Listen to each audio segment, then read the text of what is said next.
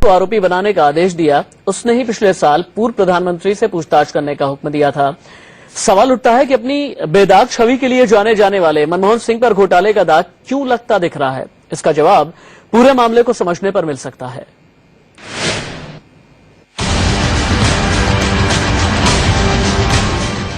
एक पूर्व प्रधानमंत्री, एक बड़ा उद्योगपति, उसकी कंपनी के बड़े अफसर, पूर्व कोयला सचिव, ये सब उस घोटाले के आरोपी बनाए गए हैं जिसमें सीएजी के मुताबिक देश को 1,86,000 करोड़ का नुकसान हुआ।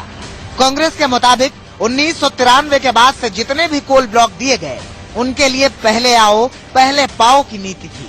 कोई नीलामी नहीं होती थी और न ही कोई बोली लगाई जाती थी। 2005 में स्क्रीनिंग कमेटी ने बिरला की कंपनी हिंडाल्को को कोल ब्लॉक देने से इनकार कर दिया, लेकिन बाद में कोयला मंत्रालय ने तालाबीरा 2 और तालाबीरा 3 में कोल ब्लॉक हिंडाल्को को दे दिए। इस दौरान मनमोहन सिंह के पास ही कोयला मंत्रालय की जिम्मेदारी थी। आरोप है कि कंपनी को ये कोल ब्लॉक औने पौने दाम पर दिए गए, जिससे सरकार को भारी घाटा हुआ और कंपनी ने जबरदस्त मुनाफा कमाया। सुप्रीम कोर्ट ने सबसे पहले तो इस केस में जो सीबीआई का इन्वेस्टिगेशन हो रहा था उसकी मॉनिटरिंग करी।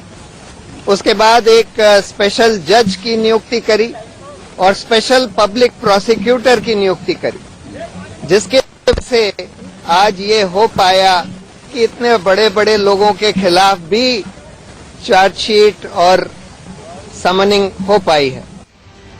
इस मामले को उजागर करने में बीजेपी नेता हंसराज अहीर ने विसल ब्लोअर का काम किया। अहीर अब मोदी सरकार में रसायन और उर्वरक राज्य मंत्री हैं।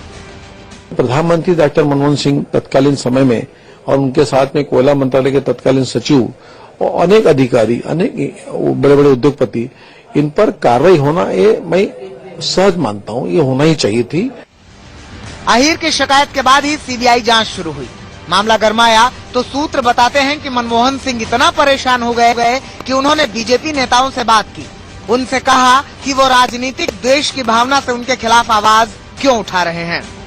इस केस में पिछले साल अचानक ट्विस्ट तब आया जब बीजेपी ने ये कहते हुए विशेष अदालत से क्लोजर रिपोर्ट दाखिल करने की इजाजत मांगी कि उसे कुछ भी नहीं मिला।